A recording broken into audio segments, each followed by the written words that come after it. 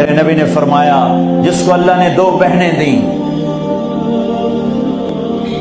اس نے ان کا حق ادا کیا، شادی کی حق ادا کیا۔ ماں باپ کی وراثت میں سے ہوتا ہے، اگر میں نے کوئی خود کمایا ہے اس میں بہنوں کا حق نہیں، ماں باپ سے اگر 1 روپیہ بھی آیا ہے تقسیم کیا جائے گا۔ جس نے بہنوں کا حق ادا کیا، شادی کی حق ادا کیا، اس پہ جنت واجب ہو گئی۔ جس کو اللہ نے 3 بیٹیاں دی، اس نے ان کی ڈولی اٹھائی، وہ جنت میں میرے ساتھ یوں ہوگا۔ ایک بولے اگر 2 ہوں، کہ جس نے 2 بیٹیوں کی شادی کی وہ بھی ایسے ہوگا۔ اللہ بھلا کرے۔ ایک صحابی کا کہ جس کی 1 ہو، کہ جس کی 1 ہے، اگر اس نے اس کو عزت سے رخصت کیا تو وہ بھی میرے ساتھ ایسے ہی ہوگا۔ پھر کئی بچیوں کو طلاق پڑی ہے کہ اس کو بیٹا نہیں ہوتا۔ یہاں آنے سے پہلے کا واقعہ، پنڈی سے بچی رو رو برا حال اس کا، میں تو فون سنتا ہی نہیں ہوں ایسے کہ میرا تو کلیجہ پھٹ گیا ہے۔ کہنے لگی کہ سسرال نے کہا تھا بیٹی ہوئی تو طلاق دے دیں۔ میں نے کہا اس میں میرا کیا قصور ہے، اور بیٹی ہی ہوئی اور مجھے طلاق پڑ گئی، اور میں گھر آ گئی 22 سال کی عمر میں۔ بیٹی دینے والا اللہ اور ظلم کرنے والا سسرال۔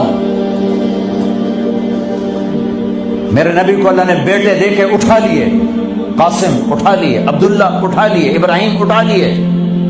4 بیٹیاں دی، 3 زندگی میں اٹھا لی، زینب، ام کلثوم، رقیہ، تینوں آنکھوں کے سامنے چلی گئیں۔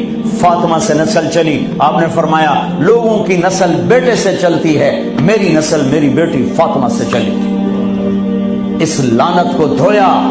عورت کا کیا قصور ہے اگر اس بیچاری کو بچیاں ہو رہی؟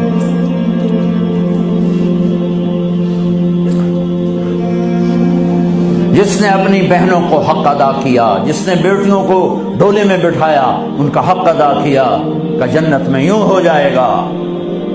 بہنوں کو دینا اتنا ضروری ہے، حرام ہو جاتی ہے روٹی۔ میں نے مولانا جمشید صاحب میرے استاد ہیں، میں نے ان سے تفسیر پڑھی۔ میں ایک دن شہد کی بوتل لے کر گیا، پرانی بات ہے 76-77۔ میں نے کہا حضرت یہ ہدیہ ہے۔ فرمایا کہاں سے لائے ہو؟ کہ میرے اپنے باپ ہے۔ فرمایا تیرے باپ نے اپنی بہنوں کو، تیرے باپ نے اپنی بہن یعنی میری پھوپھیوں کو، تیرے باپ نے اپنی بہنوں کو زمین میں سے حصہ دیا تھا؟ یہ سوال کیوں کیا؟ 10 روپے کی شہد کی بوتل تھی اس وقت، کہ اگر دیا تھا تو یہ میں لے لوں گا، اگر نہیں دیا تو پھر یہ حرام ہے، میں نہیں لوں گا، یہ مطلب۔